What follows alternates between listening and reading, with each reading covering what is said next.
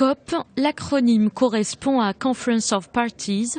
C'est l'organe de décision suprême de la Convention cadre des Nations Unies sur les changements climatiques. La convention signée lors du sommet de la Terre à Rio de Janeiro en 1992 et entrée en vigueur en 1994. Concrètement, la COP est un cadre d'action pour lutter contre le réchauffement climatique. À partir d'aujourd'hui et jusqu'au 18 novembre, la 22e COP se tient à Marrakech. Objectif, préserver le système climatique dans l'intérêt des générations présentes et futures, sur la base de l'équité et en fonction de leurs responsabilités communes et de leurs capacités respectives. Lors des COP, les parties à la Convention s'engagent à entériner des accords sur la réduction des émissions de gaz à effet de serre causées par l'homme, avec des objectifs communs mais différenciés. Les parties à la Convention examinent la mise en œuvre de la Convention et passent en revue les engagements des parties et les différents instruments. Aujourd'hui, la Convention compte 197 parties et la Palestine est le dernier État qui l'a intégrée en 2016.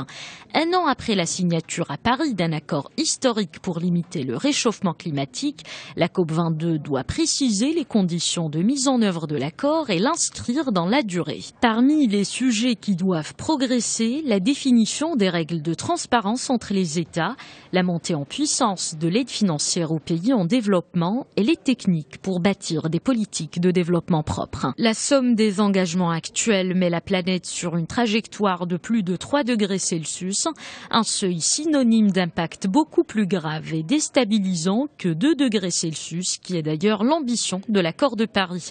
Ce seuil implique de réduire de 40 à 70% les émissions de gaz à effet de serre d'ici 2050.